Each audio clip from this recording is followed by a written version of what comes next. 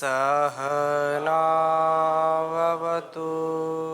सहनौ भुनक्तु सह वीर्यं करवावहै तेजस्विनावधीतमस्तु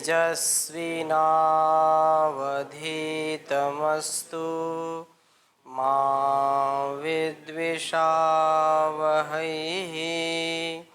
ओम शांति शांति शांति।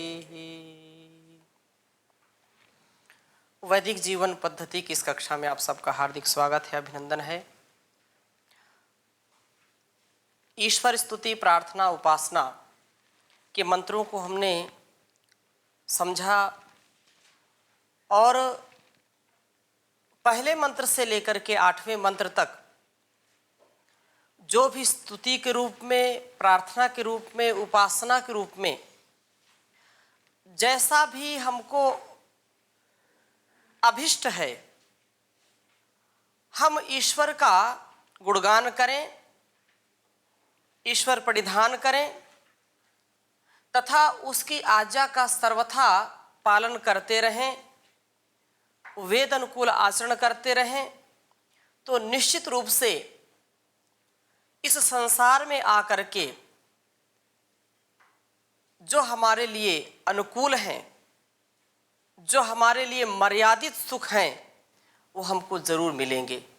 यदि इस सफर में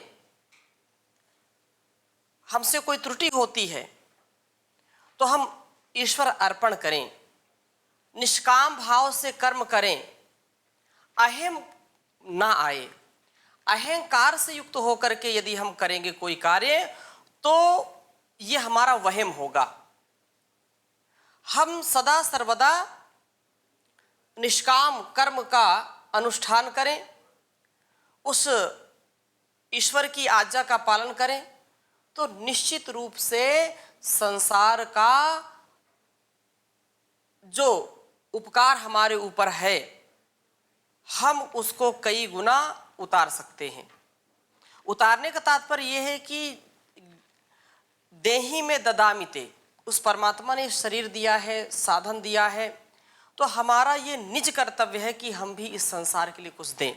इसलिए यहाँ पर जो अंतिम मंत्र में बात कही थी कि हम अपने सारे जो कुटिलता युक्त व्यवहार है उनको दूर कर दें और सारे जीवन भर उन्नति को प्राप्त करते रहें।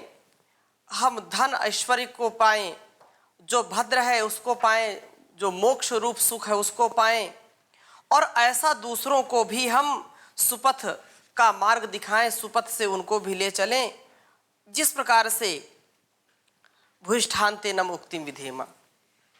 हम आपकी विशेष भक्ति करें, हृदय में आपके प्रति सदा सर्वदा वह श्रद्धा, वो भक्ति बनी रहे। और निश्चित रूप से हम ये समझ लें कि ये जीवन का जो विधान है, जो पथ का विधान है, इस सुपथ में चलने का यदि हमने मन बनाया है तो निश्चित रूप से आंधी तूफान आएंगे, हमको रास्ते से गिराने का बहुत सा सामान उपस्थित होगा, लेकिन उस सामान के आगे अपने को आत्मसमर्पण नहीं करना है। वो जो भौतिक सुख है, जो पार्थिव सुख है, वो हमारी उन्नति तो लौकिक दृष्टि से कराएगा, लेकिन जो पारलौकिक दृष्टि है, जिसके लिए जन्म हमारा हुआ है, उससे हम फिर वंचित रह जाएंगे। इसलिए यहाँ संतुलित होकर के, संयमित होकर के जीवन में जीना है और इस सफर को तय करना है, जीवन यात्रा को तय करना है। इसलिए पथिक जी ने बहुत सुंदर भजन लिखा इसमें कि ये जीवन का सफर है, जिंदगी का सफर करने वाले, जिंदगी का सफर करने वाले, अपने मन का दिया तू जला ले, अपने मन का दिया तू जला ले। वक्त की धार यह कह रही है, कष्ट क्यों आत्मा सह रही है। देख ऐसी जगह तू खड़ा है, जान गंगा जहाँ बह रही है। बढ़ के गंगा में डुबकी लगा ले, बढ़ के गंगा में डुबकी लगा ले। अपने मन का दिया तू जला ले, जिंदगी का सफर करने वाले। अपने मन का दिया तू जला ले। रात लंबी है गहरा अंधेरा, कौन जाने कहाँ हो सवेरा। तू है अनजान मंजिल का राही, बढ़ते रहना ही है काम तेरा। हर कदम सोच कर तू उठा ले, हर कदम सोच कर तू उठा ले। अपने मन का दिया तू जला ले, जिंदगी का सफर करने वाले। अपने मन का दिया तू जला ले। सूनी सूनी है मंजिल की राहें, चूमना तेरे कदमों को चाहें। गहन वन में कहीं खो न जाना, भटक जाए ना तेरी निगाहें। रोशनी से डगर जगमगा ले, रोशनी से डगर जगमगा ले। अपने मन का दिया तू जला ले, अपने मन का दिया तू जला ले। और अगली बात क्या कही? बस तुझे है अकेले ही चलना, बहुत मुमकिन है गिरना फिसलना। ये सुपथ का मार्ग है, अग्ने नए सुपथाराय। निश्चित रूप से ये हमारे गुणकर्म स्वभाव पर निर्भर करता है कि हम इसमें चल पाएंगे कि नहीं चल पाएंगे। गिरना उठना चलता रहेगा, लेकिन हताश निराश नहीं होना है। बस तुझे है अकेले ही चलना, बहुत मुमकिन है गिरना फिसलना। गिर के गिरना नहीं बात कुछ भी, गिर के गिरना नहीं बात कुछ भी। है बड़ी बात गिर के संभलना, ऐ पथिक बात दिल में बसा ले, ऐ पथिक बात दिल में बसा ले। अपने मन का दिया तू जला ले, जिंदगी का सफर करने वाले। जिंदगी का सफर करने वाले। अपने मन का दिया तू जला ले, अपने मन का दिया तू जला ले। तो हम इस सुपथ से चले और अपने ज्ञान ज्योति, अपने विवेक के प्रकाश से प्रज्ञा पूर्वक अपने सारे कर्मों को करते करते सदा सर्वदा आगे बढ़ते रहे। यही आगे बढ़ते रहना ही मनुष्यता है। गिरना, गिर करके उठ करके फिर चलना। एक बार ऐसे नहीं कि गिर गए तो धाराशायी हो गए ना। जैसे फुटबॉल जमीन पर गिरती है और जितनी ऊंचाई से गिरती उतनी उससे ज्यादा ऊंचे उछल करके जाती है। तो यदि हम पतित हो गए, गिर गए, ठोकर मिल गई है, कोई बात नहीं, हम संभल जाएं और अपने पथ को पुनः सामने रख करके आगे बढ़ने का प्रयास करें। तो पिछली कक्षा में से आपका कोई प्रश्न किसी का? आगे के क्रम में जो द्वितीय प्रकरण है, पहला प्रकरण तो ईश्वर स्तुति प्रार्थना उपासना हो गई। दूसरा प्रकरण है पवित्रीकरण का। इस पवित्रीकरण में क्या है, आचमन तथा अंग स्पर्श। तो आचमन कुछ लोग पहले भी करते हैं, ईश्वर स्तुति प्रार्थना उपासना के पहले भी करते हैं, तो इसमें कोई ऐसा नहीं है।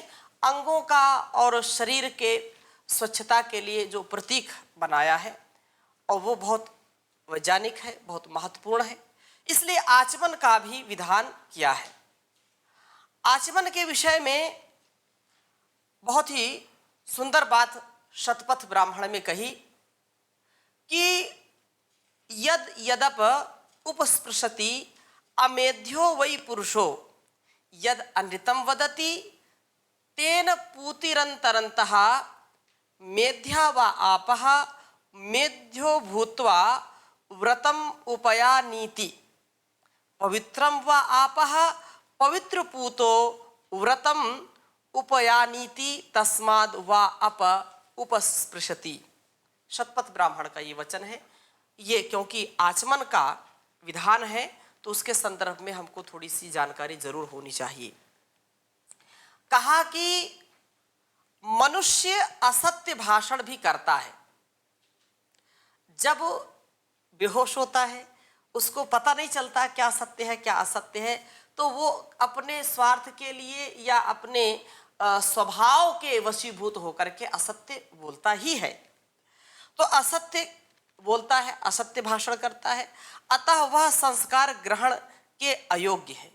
जो असत्य भाषी होता है, झूठा होता है, वह संस्कार में जो है संस्कार के योग्य नहीं होता है। तथा आचमन में यह शक्ति है कि मनुष्य को संस्कार के योग्य बना देता है। दूसरा कारण यह है कि जल पवित्र है और आचमन करके व्यक्ति पवित्र होकर के अगला कर्म ठीक करता है। हम कोई भी शुभ कर्म करते हैं, भोजन करते, वो भी एक प्रकार से यज्ञ ही करते हैं। तो भोजन करने से पहले छोटे से छोटे बच्चे को भी माता पिता या बड़े क्या बोलते हैं, भोजन करने से पहले हाथ साफ कर लो, हाथ धुल लो, मुंह धुल लो, हस्त पाद मुख प्रक्षालन की जो बात है, हमारी संस्कृति में तो यही है ना कि गीले पैर करके हाथ और मुख को धो करके ही भोजन ग्रहण करना चाहिए। यह बड़ा वैज्ञानिक कारण है। इसलिए ईश्वर स्तुति प्रार्थना उपासना की है और हम ये पवित्र कर्म कर रहे हैं, पवित्र संस्कार कर रहे हैं, इसलिए अंगों का पवित्र होना परम आवश्यक है। इसलिए आचमन का विधान किया है। असत्य भाषण आदि दुष्कृत्यों के करने से मनुष्य के अंदर एक ऐसा भाव पैदा हो जाता है जिसके कारण अर्थपूर्वक भी मंत्रों के विचार का प्रभाव नहीं पड़ता है। ऐसी उसकी मति ठप हो जाती है कि अर्थ भी सुन रहा है, अर्थ भी पढ़ रहा है, समझ रहा है, लेकिन उनका प्रकाश उसके समझ में आता नहीं है या उसका प्रभाव पड़ता नहीं है। अर्थ के प्रकाश का प्रभाव उसके मनोमस्तिष्क पर पड़ नहीं पाता है। जैसे सूर्य तो हमेशा उदय ही रहता है और बादल आकर के उसको घेर ले, कोहरा आकर के उसको घेर ले, तो ऐसा नहीं कि सूर्य नहीं है, सूर्य तो है, लेकिन उसको बादलों ने और कोहरे ने घेर रखा, इसलिए पृथ्वी पर नहीं पड़ रहा। ऐसे ही जो व्यक्ति असत्य भाषण करता है, झूठ बोलता है और मिथ्या भाषण करता है, उसको फिर मंत्रों के अर्थ आते हुए भी प्रभाव नहीं डालते उसके स्वभाव में। आचमन उस भाव को कुछ काल के लिए नष्ट कर देता है।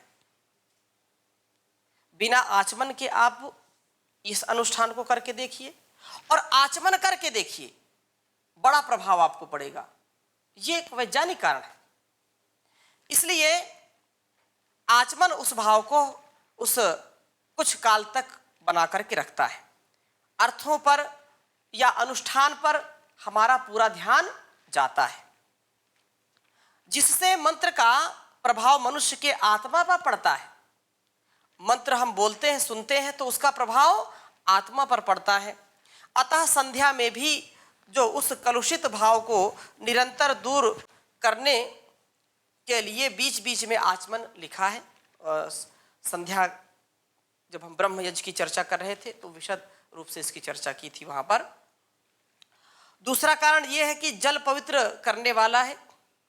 जल मनुष्य जब मनुष्य आचमन करता है तब जल अंदर जाकर के कफ आदि की निवृत्ति करता है, गला साफ करता है। जैसे आचमन किया तो कफ आदि जो फंसा होता है कफ की निवृत्ति करता है, वो गले को पवित्र करता है, कंठ को क्या करता है, शुद्ध कर देता है, पवित्र कर देता है।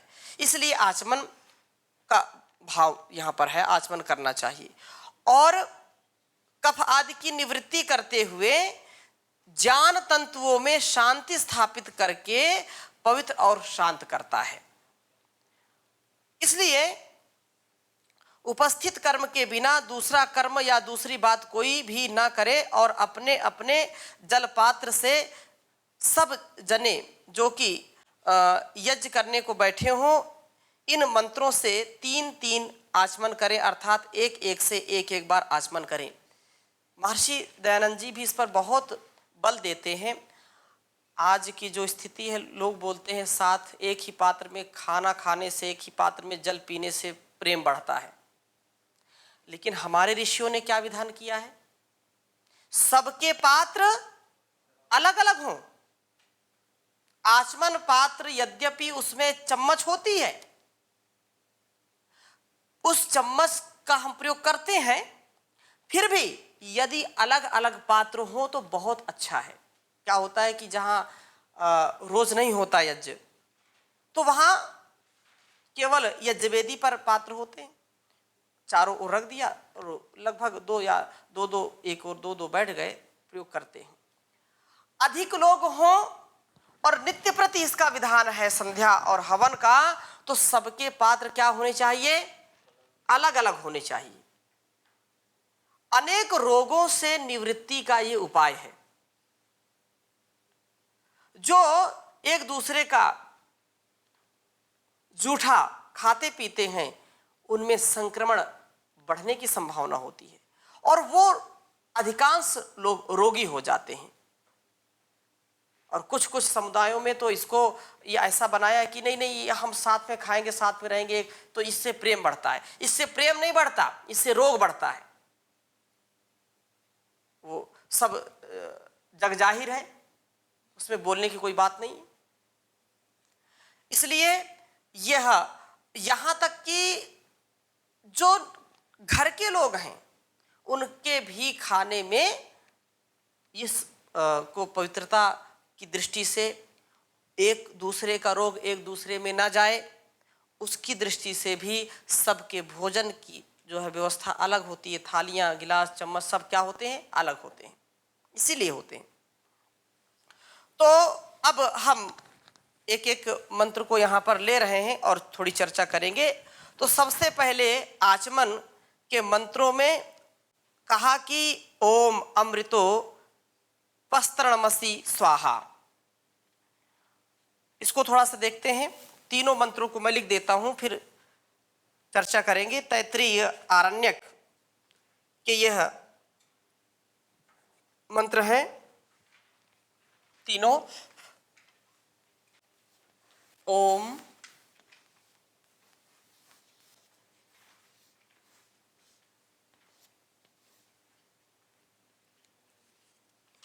अमृतोपस्तरणमसि।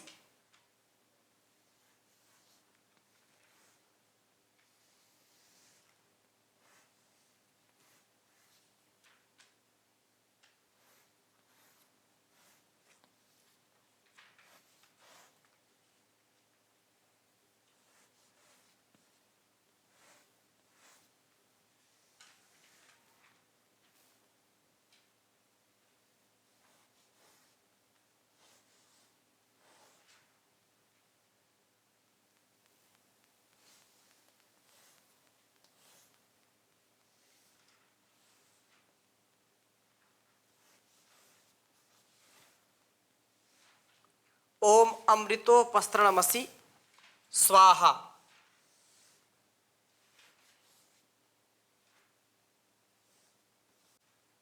और इसी में फिर दूसरा कहा, पहला आचमन के बाद दूसरा आचमन ओम यहाँ लिखेंगे।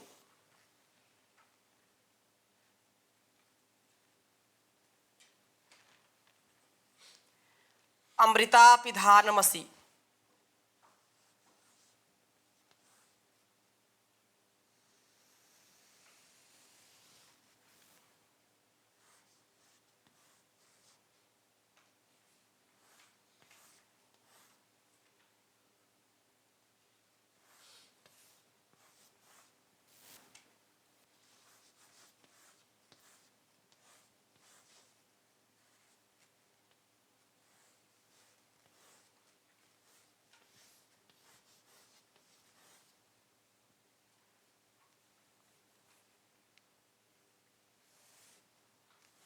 स्वाहा।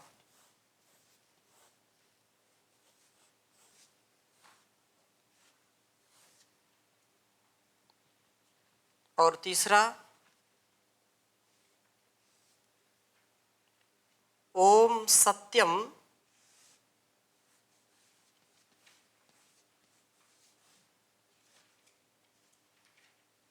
यशः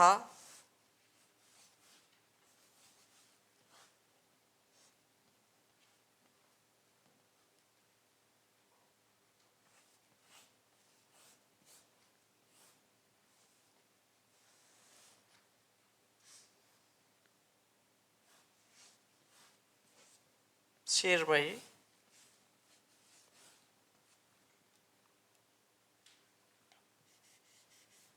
श्रीः श्रीर्मयी श्रीः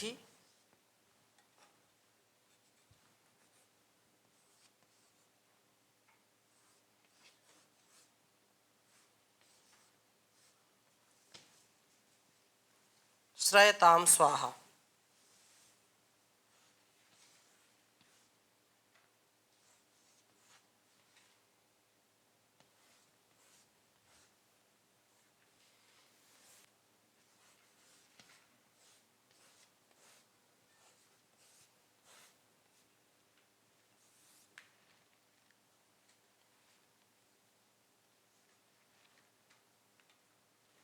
उच्चारण करेंगे।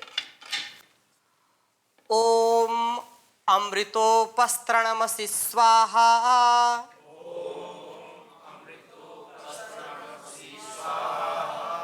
ओम अमृतापिधानमसि स्वाहा।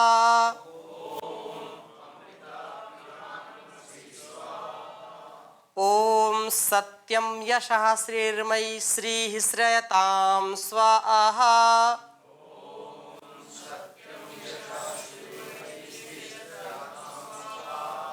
एक बार पुनः ओम अमृतोपस्तरणमसि स्वाहा।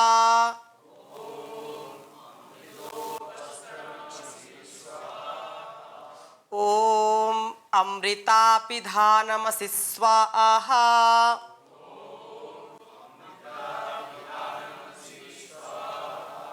ओम सत्यम यशः श्रीर्मयी श्रीः श्रयताम स्वाहा।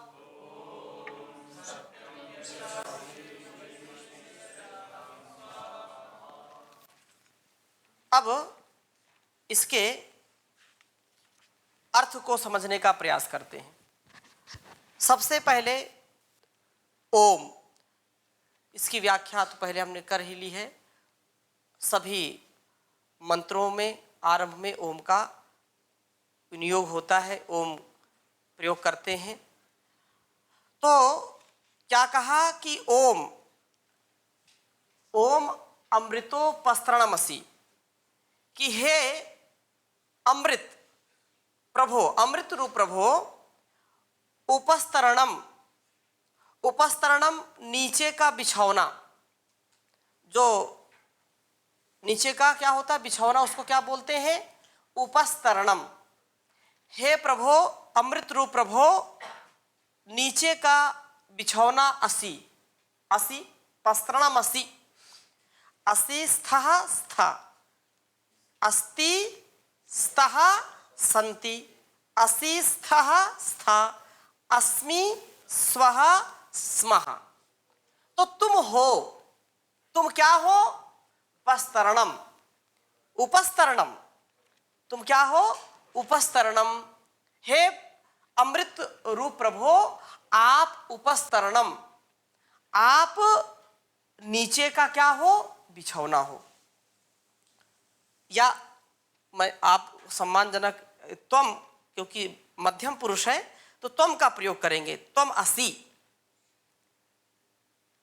त्वम असि अर्थात तुम हो, तुम क्या हो? नीचे का बिछौना हो। यह मैं ठीक ठीक समझ रहा हूं। अमृत, हे अमृत रो प्रभु, आप क्या हो? अपिधानम, तुम अमृतापिधानमसि। दूसरे में क्या कहा? अमृतापिधानमसि। तो अमृत अपिधानम, अपिधानम, आप ऊपर का ओढ़ना हो, मतलब तुम ऊपर के ओढ़ना हो। नीचे के बिछौना आप ही हो और ऊपर का ओढ़ने वाला भी आप हैं। असी हैं, स्वाहा, मैं यह ठीक ठीक समझ रहा हूं। जो स्वाहा शब्द यहाँ है, आगे इसकी व्याख्या और करेंगे। स्वाहा शब्द किसके लिए प्रयोग करते हैं, इसका क्या विस्तार है, लेकिन स्वाहा का यहाँ मैं बिल्कुल ठीक ठीक समझ रहा हूँ। मैं बेहोशी में नहीं बोल रहा हूँ, पूरे होशो हवास में, पूरी सतर्कता सावधान पूर्वक हो करके इस बात को समझ करके बोल रहा हूँ, अनजान बन करके नहीं बोल रहा हूँ। आप मेरे, तुम मेरे नीचे के बिछौना हो और तुम ही क्या हो? ऊपर के ओढ़ने वाले हो। मतलब जो भी ओढ़ा जाता है वह अपिधानम, यह मैं ठीक ठीक समझ रहा हूं। और सत्यम यशा श्रीरमयी श्री श्रेयताम, कि सत्यम सत्य, यशः कीर्ति, श्री लक्ष्मी, मई मेरे अंदर, श्री ही आश्रित होकर के श्रेयताम रहे। स्वाहा, मैं सत्य कहता हूं कि इनको आप प्राप्त करने, आपसे जो है प्राप्त करने का मैं यत्न करूंगा। भक्त भगवान से बड़ी सुंदर ये प्रार्थना कर रहा है कि आप अमृतो पस्त्रम से, अमृत स्वरूप परमात्मा, आप मेरे नीचे के बिछौना हो। तू ही जो है ऊपर का बिछौना ओढ़ना है और तुम ही जो है सत्य यश श्री आदि का आधान करने वाले हो। आप इन निश्चित रूप से सारे मनोकामनाओं को पूरा करने वाले हैं। हम इसकी चर्चा और अगली कक्षा में करेंगे। अभी यहीं पर विराम देते हैं, समय हो गया है। ओम शांति शांति शांति।